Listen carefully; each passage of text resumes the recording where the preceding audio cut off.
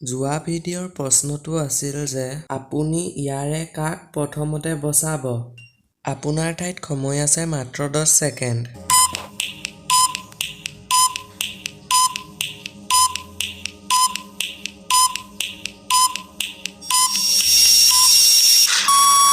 ইয়াৰ উত্তৰটো হ'ল বন্ধু, কাৰণ বন্ধুক বচোৱাৰ পিছত বন্ধু আৰু মই লগ লাগি মা আৰু পত্নী বা পতিক বচাব পাৰিম।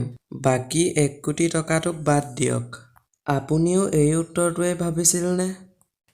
মই কুলদীপ আৰু আপোনালোকে চাই আছে জানো আহক ইউটিউব চেনেল। মই আজি আপোনালোকলৈ আকৌ কেইটামান পাজল লৈ আহিছোঁ। চাওচোন আপোনালোকে তাৰে কেইটাৰ শুদ্ধ উত্তৰ দিব পাৰে। তেন্তে বলক আজিৰ ভিডিঅ'টো আৰম্ভ কৰোঁ। এদিনাখন ৰাহুলক কোনোবাই হত্যা কৰাত ইন্সপেক্টৰ গণপত ক্ৰাইম চিনত উপস্থিত হ'ল। সেই সময়ত ঘৰত উপস্থিত আছিল ডাঙৰ দাদায়েক কিষাণ, সৰু দাদায়েক কিশোৰ আৰু ভনীয়েক পিংকি। ইন্সপেক্টৰ গণপতে তেওঁলোকক ভালদৰে চাই তৎক্ষণাৎ হত্যাকাৰীজনক ধৰিলে। ছবিখন চাই আপুনি ক'ব পাৰিবনে কোনজন হত্যাকাৰী? আপোনাৰ ঠাইত সময় আছে মাত্ৰ 10 ছেকেণ্ড।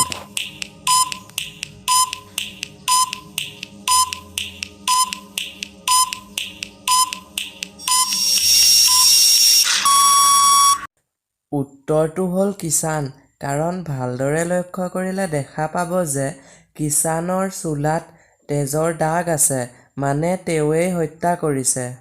তেন্তে বলক ইয়াৰ পিছৰ পাজলটোলৈ আগবাঢ়ো। ইয়াৰে কোনোবা এজন ভূত। কোনজন ভূত আপুনি ক'ব পাৰিবনে? আপোনাৰ ঠাইত সময় আছে মাত্ৰ 10 second.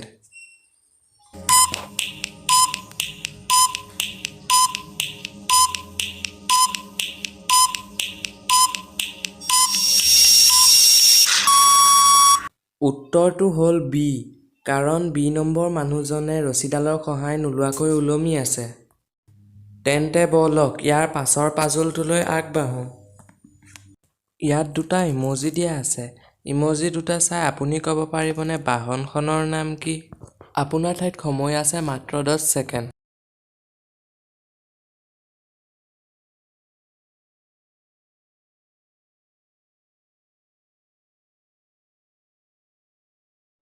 T plus rain, train.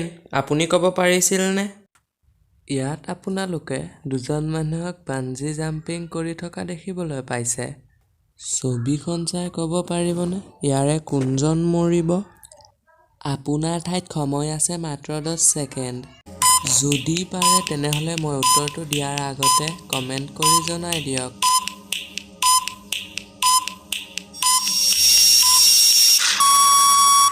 যদি আপুনি এজন বুলি ভাবিছে তেনেহ'লে ভুল ভাবিছে। বি নম্বৰজনক ভালদৰে চালে দেখা পাব যে ৰছীডাল গুৰিৰ পৰা ছিগি আছে, মানে বিজন মৰিব। আপুনি ক'ব পাৰিছিলনে? যদি পাৰিছিল তেনেহ'লে এটা লাইক কৰি জনাই দিয়ক। তেন্তে বলক আজি আপোনালোকৰ বাবে থকা প্ৰশ্নটোলৈ আগবাঢ়ো। এই ছবিখন চাই ক'ব লাগে যে কোনজনী ল'ৰাজনৰ আচল প্ৰেমিকা? ইয়াৰ উত্তৰটো মই নেক্সট ভিডিঅ'ত দিম। তাৰ আগতেই আপোনালোকে কমেণ্ট কৰি জনাই দিব।